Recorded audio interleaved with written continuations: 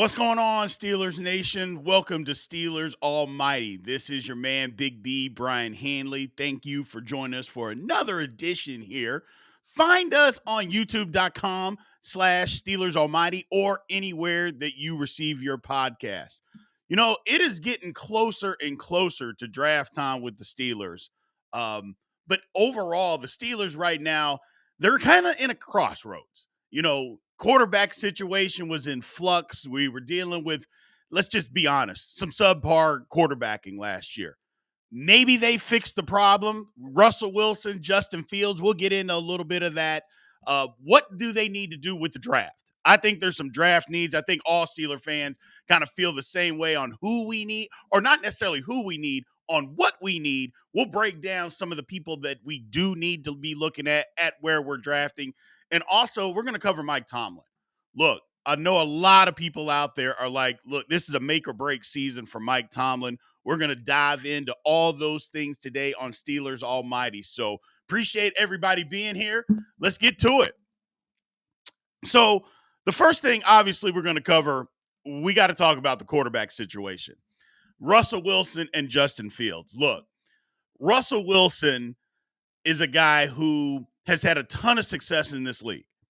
The last 3 years, well, let's say the last 2 years, because the last 3 years in Seattle, that year was up and down. But the last 2 years, again, up and down. That first year in Denver was despicable. I mean, let's just call it what it was. It was absolutely atrocious what went on. Now, a lot of that was him. A lot of it was the head coaching. But either way, it was just bad quarterback play. Sean Payton comes in the following season, and he kind of dives into some of the things that Russell Wilson wasn't doing well. But I don't think Sean Payton wanted Russell to begin with. I think it was just, look, he's here. He's got this contract that he's got to be here. And as soon as they got enough, cachet to say, we're just going to eat this money, they ate the money and they got rid of him. But if you take a real deep dive into some of the play, I mean, it just wasn't good quarterback play, man. I mean, you look at some of these throws here that we got up on the screen. It was just bad quarterback play. Russell Wilson can be a better quarterback than that. Now, look, he's been in the league for a long time. But when you are in a situation where your coach doesn't want you, that's bad.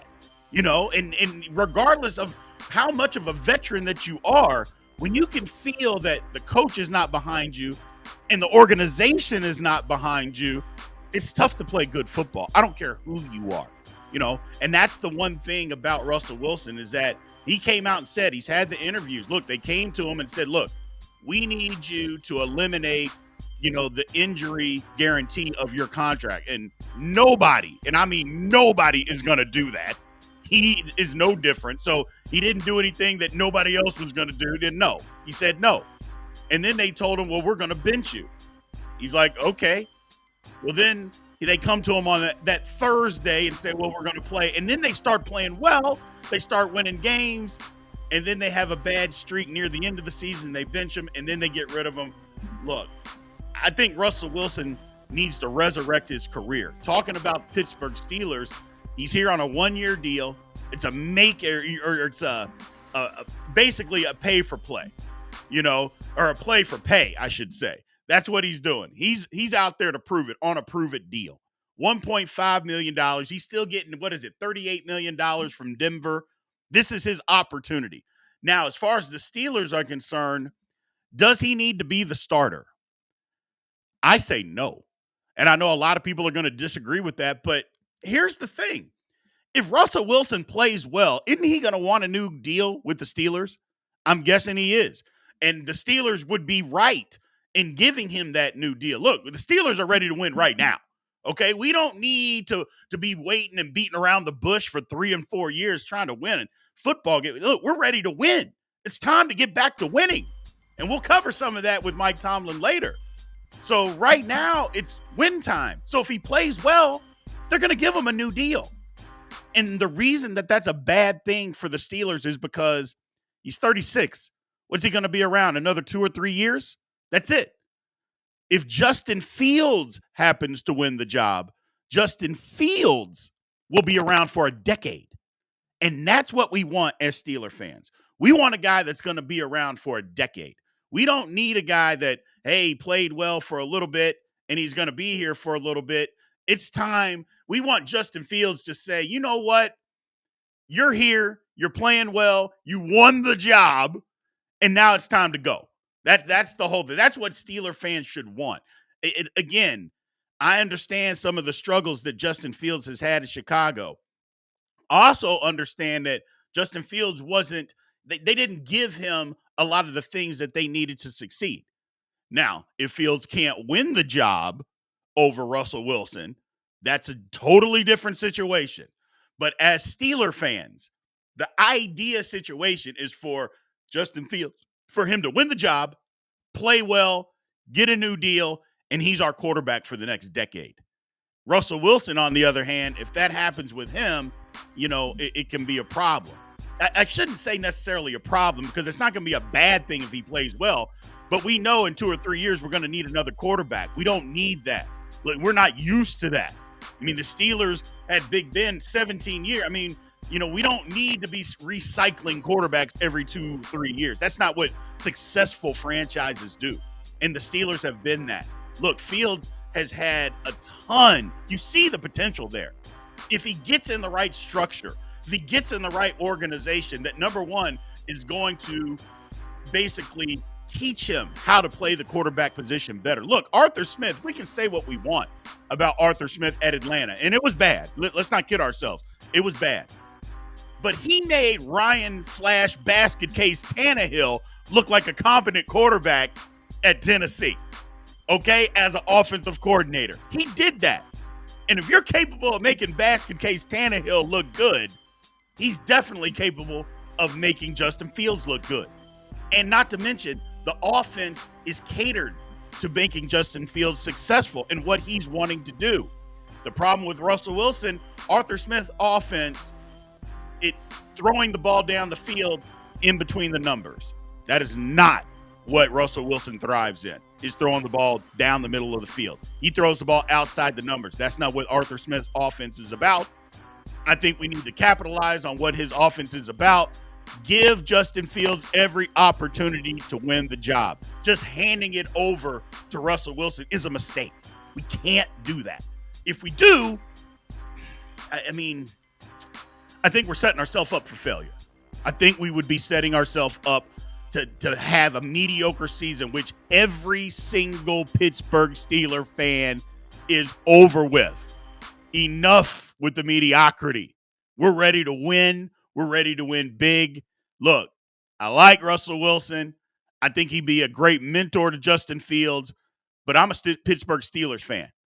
I need Justin Fields to win the job and to be our quarterback for the next decade. Let's move on here, people. Let's move on. So the draft is coming very, very soon. And the Steelers, you look at it, what do they got? 4 picks in the top 98 pick, 4 picks in the top 98. That's a good thing. Look, I know we made the playoffs last year, but the Steelers had holes. Smoke and mirrors how we made it to the playoffs. Lord have mercy.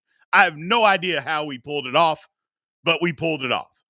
But if you take a look at where we got, what are our draft picks here? Let me go down the list. Obviously, we got number 20, number 51, number 84, and obviously number 98. Those are 4 picks in the first 3 rounds. We got to use them well.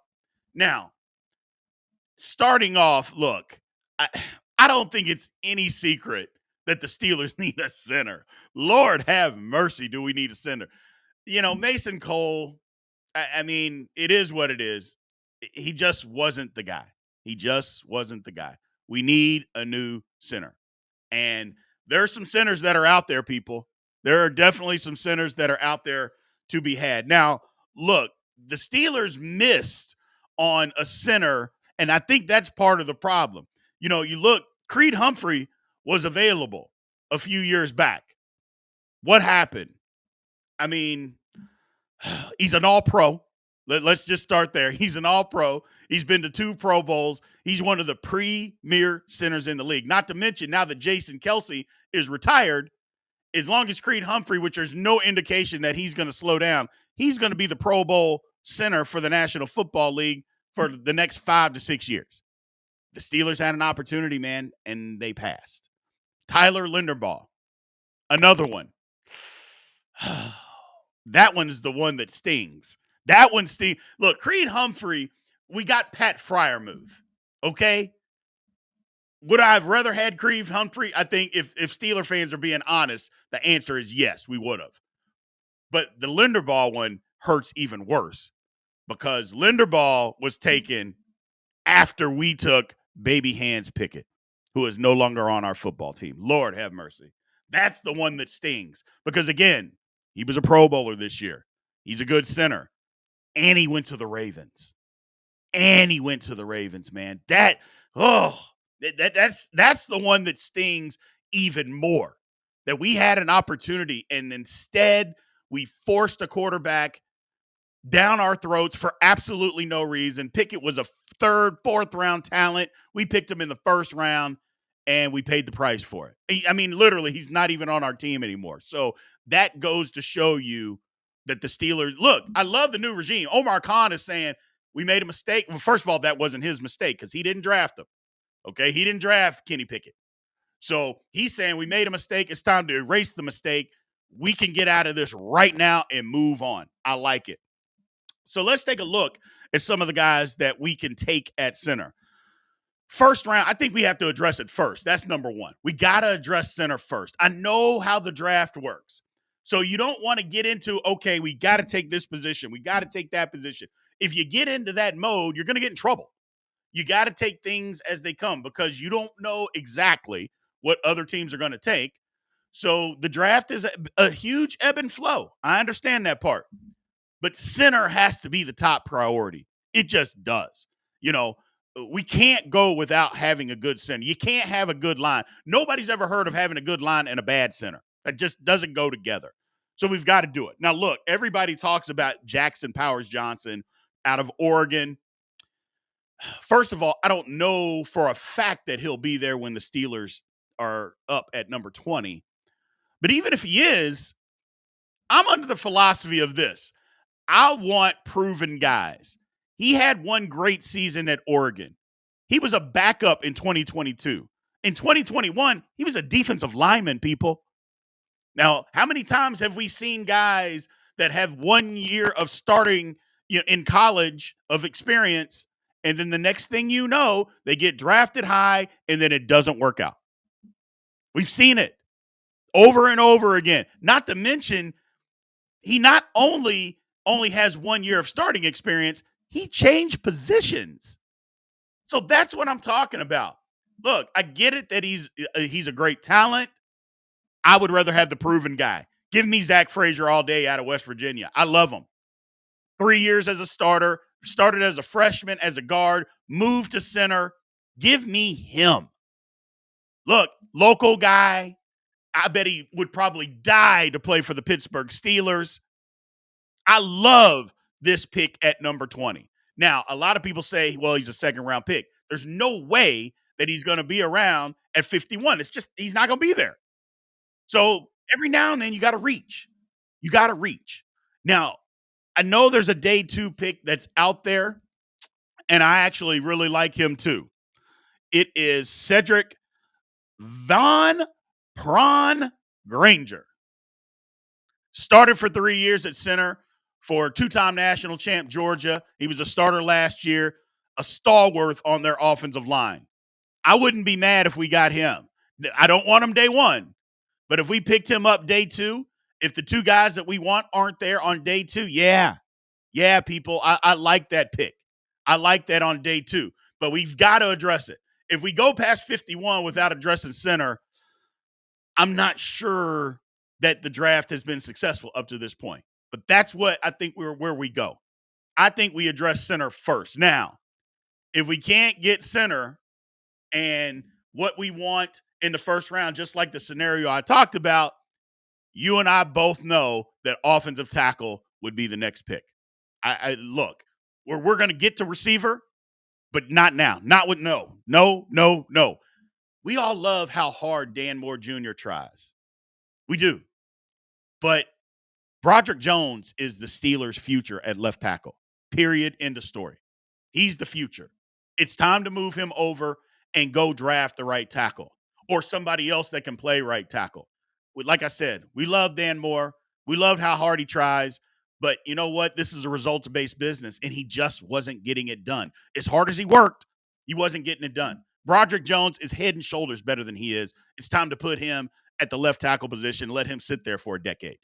He's the real deal. He proved it. He struggled a little bit near the end of the season. I get that. But Broderick Jones is the guy. Should have been, in my opinion, should have been there from day one. Should have been the day one starter at left tackle, penciled him in, and we could have moved on. But they didn't do that. I thought it was a mistake.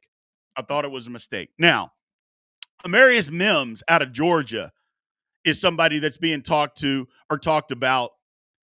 I like him. He's huge, athletic, but I just talked about, someone that didn't, play all that many snaps. Mims is the exact same way. Mims, I think, has 13 starts. That's all the starts that he has while at Georgia. And last year he got hurt. He only started 6. So the thing about it is he doesn't have a ton of experience. But when he was out there, he's good. Now, look, his feet are amazing. He's basically just a little bit smaller, he's taller, but he's a version of Broderick Jones. He's great with his feet, incredible in the run game. He's an athlete. He would be ideal.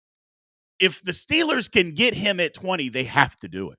They have to do it. Depending on how the draft goes, I think they have to do it. Again, if our center isn't there, that's where you have to go. Now, chances are Mims may not be there. So here's another tackle, a little bit down the board a little bit. Look at Blake Frazier. Blake Frazier, athletic guy, right tackle out of Notre Dame. Hey, we need a right tackle. Blake Frazier is that guy. Look, he'd have been the starting left tackle if it wasn't for Joe Alt at Notre Dame. Again, another guy, athletic, powerful at the point of attack, great pass protector. Started a ton of games at Notre Dame, was highly successful. Day 2 pick, slide him right in at right tackle. We have our tackle problem solved, people. That we have our tackle problem solved. I love that day 2 pick. Again, he's not a day 1 guy. He's not a day 1 guy. There's no reason to reach for somebody like that. But on day 2, second round, he might even slip to the 3rd round. Probably not. But if he does, the first pick of the 3rd round, yeah, absolutely. Absolutely. I also like Tyler Guyton out of OU. Look, he is an athletic freak. That is his thing. He is clearly he might be the most athletic guy as far as the offensive tackle in the draft. So ton of upside with him. But I don't know that he can step right in and play right away. That would be the thing. I think he needs a little bit of fine tuning, but you know what? It's my philosophy. Guys get better by playing, not by watching. But we saw it with Broderick Jones. Broderick Jones got out there, struggled a little bit early, and then just came on like gangbusters because he was out there playing and out there getting better. So Steelers at tackle, I like that. 2nd round, 3rd round for those guys. Look, if we can't get the tackle or the center that we want in the 1st round, we have to go to tackle. That is the 2nd highest need that the Steelers have. Absolutely the 2nd highest need. So center 1st, tackle 2nd. Let's move on. Now, I know a lot of people are going to say, Big B, you're nuts. I think cornerback is before receiver. And before you scream, before you shut this off, before you say, I don't know what I'm talking about, let me explain why. The Steelers draft wide receivers well. And it doesn't really matter where we get them. We've done it for decades, 40 years. And we'll get into that in a minute. So I'm not worried about getting a receiver in the draft. We know how to do that. We got to get a cornerback. We saw what our defense was last year. Look, Joey Porter Jr. is great, but we didn't have anybody else. Levi Wallace was bad. Patrick Peterson was bad. And then we were just basically dealing with the cast of misfits, but with the cast of guys that weren't necessarily as good. And it cost us. It just did. How many times did we say, oh my God, can we just cover? Can we get in front of somebody? Couldn't do it. Could not do it. This can eliminate some of those problems. Look, Terrion Arnold out of Alabama, will he be there? He's being projected as the top corner. Didn't run super fast, but his technique, his hand placement, and he competes. That's what you want. He competes. He lacks a little confidence. It's almost like if a guy makes a catch on him, he gets down on himself, but he competes.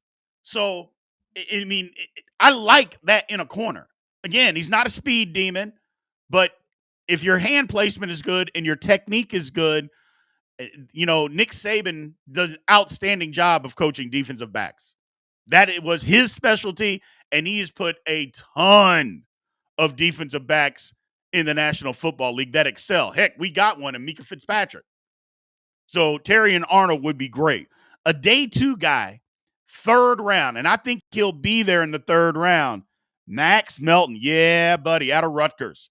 Look, he could have come out last year and would have been drafted in the same position, maybe a little later. He improved his draft stock. Look, the thing about him is he came back, he got better. He has the size and the speed, not only to play outside, but he can also play inside. And with today's game and the way that they throw the ball around, if you can be a slot corner and an outside corner, I mean, number one, you've made yourself a ton of money, but 2, you've become almost invaluable to a franchise if you're able to do that. That's something that he can do. Look for him maybe late 2nd, early 3rd round. And then here's another name to throw out there. Cam Hart out of Notre Dame. Again, not a speed demon, but not slow, but extremely physical, kind of in the Joey Porter Jr. mold. Now, I'm not saying he's as good, but the one thing that I do know is that he played against Marvin Harrison Jr. this past season. Go look at the tape. And don't tell me about Marvin Harrison Jr. having a hurt ankle. I don't want to hear it. Just go look at the tape. He performed very well. He's strong, outstanding punch. He's good with the jam. He can play all 3 positions. He can play zone. He can play press man. He can play off man. He's athletic. Another thing that Steeler fans love is a cornerback that can tackle. And this guy is going to come up and tackle you. Now, does that mean that maybe he's a future safety down the road because of his size? Because he's big. He's big. Maybe so. Maybe he can be in the mode of a Mika Fitzpatrick. If he has to be a slot corner or a slot safety, maybe he can do that. But I think we look at him. If we can get him in the 3rd round, I think the Steelers would behoove themselves to take a look at him. A lot of selections there, but they got to get – these are the picks that the Steelers got to take. Not necessarily these guys. I think these guys would be a fit, but in the first 4 picks, they got to address these areas. They have to address these areas. Now, moving on. Finally, wide receiver. Look, I know. Brian, you're crazy. We need a wide receiver in the 1st round. We got to take one in the 2nd round. I mentioned it. If the Steelers don't do anything well, they draft wide receivers. I mean, 40 years. Go back to 50 years. Lynn Swann, John Stallworth, A.B., Hines Ward, and Santonio Holmes, Plaxico Burress, Martavius Bryant. I mean, the list goes on and on. That's what the Steelers do. They draft wide receivers, and they don't have to be in the 1st round either. Antonio Brown was a 6th round pick. John Stallworth, I think he was a 5th round pick. Hines Ward. I mean, the list goes on and on of guys that weren't in the first 2 or 3 rounds that the Steelers have taken that have become very good receivers. And that's why I say you can wait, because the Steelers can find those gems. Look, there's a ton of receivers in this draft. Everybody's not going 1st round. Everybody's not going 2nd round. But the Steelers can look at some of these guys and they can make some headway because they know what they're doing. If they, like I said, if they don't know anything else, they know what they're doing when they're coming to the draft, drafting receivers. Look at Ricky Purcell out of Florida. He would be a guy. If he's around in the 3rd round, we take him. He may not make it. That's the key. He may not make it. But if he does, you got to take him. He can play inside and out. He's a solid route runner, and he's got a ton of speed. That's exactly what the Steelers need opposite of Pickens. Because look, Pickens is a big receiver, physical receiver. Still has to run better routes. He's got to, what I should say, he needs to learn to run more of the route tree. So we need another guy on the opposite side. Look, we got rid of Deontay Johnson. Deontay Johnson is a top 10 route runner in the National Football League. Now, he had a bottom 20 that was talking about hands. I mean, Skillet Hands Johnson. How many Steeler fans were out there like, oh my gosh, this guy wide open and dropping passes? So we've got to change that. This is a guy that could do that. Again, speed, good route runner, can play inside and out, can learn, I mean, knows how to get open. That's what the Steelers need opposite Pickens, and to take some pressure off of them, because they're going to double team him early. That's going to happen. But to be able to take the pressure off and to get more single coverage, you got to have a guy on the other side. This could be a guy. Jalen Polk out of Washington. I think he is getting undersold by a lot of teams. I think this might be one of the biggest steals of the draft, people. Look, he played with Uduzzi at Washington. Michael Penix was throwing him the ball. He had 73 catches, almost 1,200 yards, 1,191 yards, and 10 touchdowns playing opposite Rome. Look, he's extremely productive in that system. And you can say, yeah, they throw the ball all the time. And they do. But he's got size. He's got speed. He's a good route runner. That's exactly what the Steelers need opposite George Pickens Jr. They need that, So I don't know. And I shouldn't say George Pickens Jr. It's just George Pickens. I thought I was getting him confused with Joey Porter. I apologize. But that's what they need. They need somebody like him. I think he might be one of the steals of the draft. Performed well at Pro Day. The Steelers could do no wrong if they drafted this guy in the third round. I think he is a no-miss type of guy. Not saying he's a first-round talent, because you don't need to take him in the first round.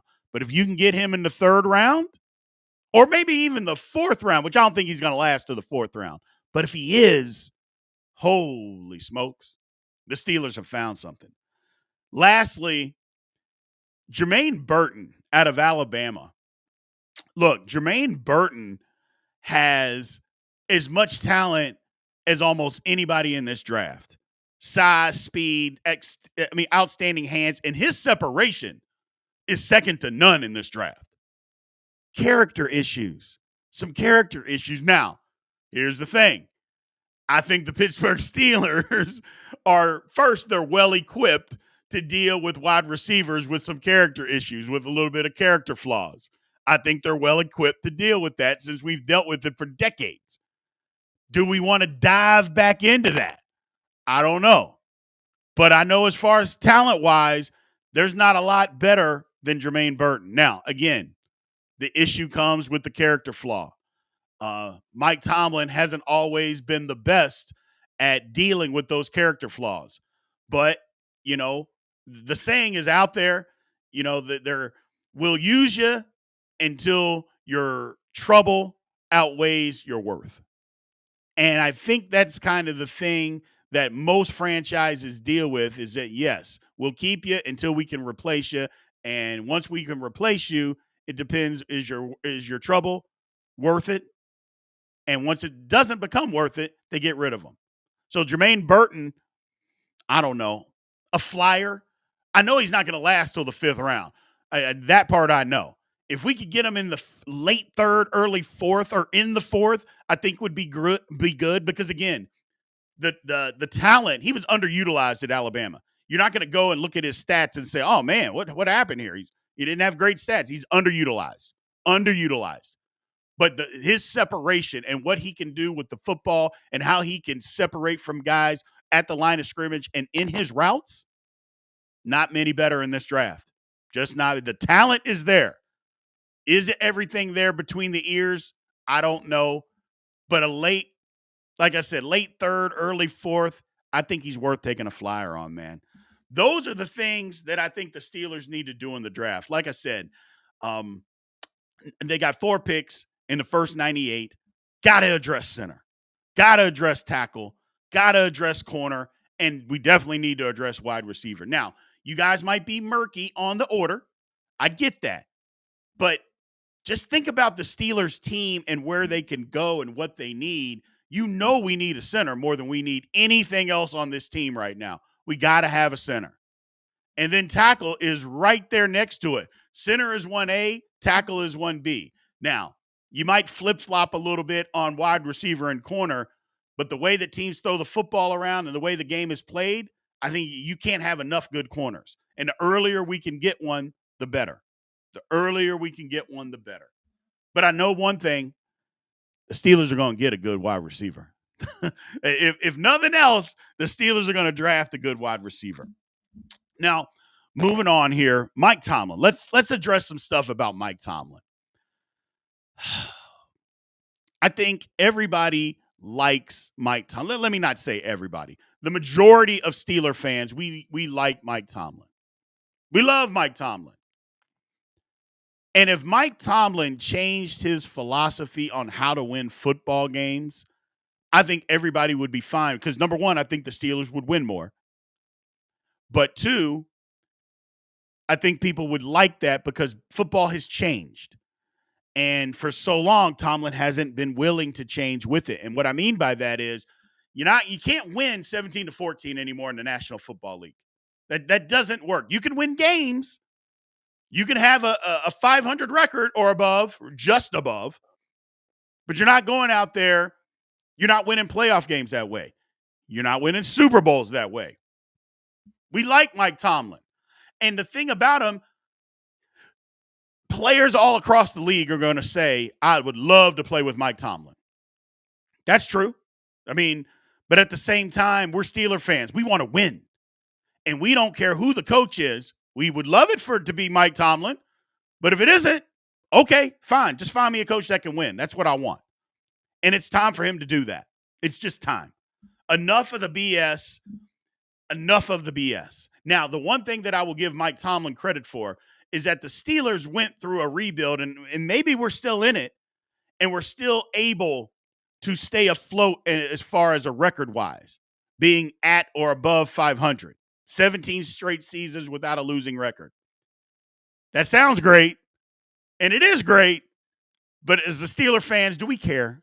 I mean, just be honest. Do we care? Because my answer is no. I'm over that. I'm over that. Okay? Am I out here calling for Mike Tomlin to be fired? No, I'm not saying Mike Tomlin needs to be fired, but I think Mike Tomlin needs to win. I think he needs to win a playoff game, or we got to start looking in a different direction. I think the Rooneys are saying the exact same thing. They're talking about giving him a contract extension in July. Well, why do you have to wait until July? Why can't the contract extension come today? I mean, why do you have to wait till July? Is there something in his contract that says you can't extend him until then? I'm guessing not. And I also wouldn't be mad if the Rooneys didn't extend him at all and say, prove it. You put players on prove-it deals. It's time for the coach to be on a prove-it deal. I'm okay with that. Look, I don't want to lose Mike Tomlin because I think he's a good coach, but only if he changes his philosophy. Enough with trying to win, playing solid defense, play okay football, okay offensive football, play good special teams, and try to make a play at the end and win 17-14. What's wrong with winning 30 to 15? What's wrong with winning 30-27? Don't you win? Go score some more points. And look, I know, hey, Brian, what are you talking about? A win's a win. And it is. A win is a win.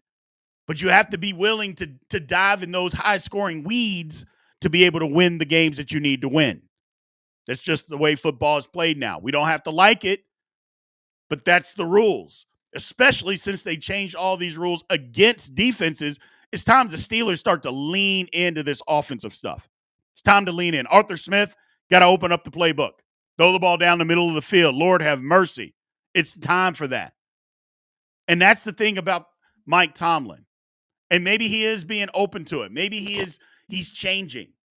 You know, maybe that's the thing is like, you know what? I've got to do something different. Hired somebody from outside, from within that he didn't know, he wasn't familiar with to be the offensive coordinator. I like those approaches. But it's time for Mike Tomlin to do the job. Like I said, He's done an outstanding job of going through this rebuild and still keeping the Steelers competitive. Most franchises don't do that. Most franchises win 4 games, 3 games when they're trying to rebuild. But is that a curse? Because I've said this once, and you guys will hear me say this an awful lot. Mediocrity is the death of every franchise. Let me repeat that so everybody hears me clearly. Mediocrity, which is having an 8-8 or a 9-8 record, is the death of every franchise. Look, I think it's just time that Mike Tomlin does his thing, man. I really do. He's a good coach, but we got to win a playoff game. We got to win a playoff game. We got to start showing some strides. And that's kind of my closing arguments here, is that Steelers have a real opportunity here to be good. They have an opportunity. Look, they're not paying a quarterback a ton of money, so that's not hamstringing us. Our defense is the most expensive defense in the league. Do we need a middle linebacker? Yeah. And a corner? Yeah. We need some things. We have holes, but we can still fix those holes. Does the offensive line still need to be rebuilt? Yeah. We need a tackle. We need a center. But the Steelers got an opportunity here, people. We do. And we got to lean into it. I love what Omar Khan has been doing so far. He's willing to go out there and say and do the things that are necessary for the Steelers to win. Enough of this is the Steeler way. It's always been this way. We got no. Enough of that. It doesn't work. Look at Bill Belichick, the Patriot way. Was it more Tom Brady? Probably. We saw that. But they won 6 titles in his tenure. Doing it the Patriot way.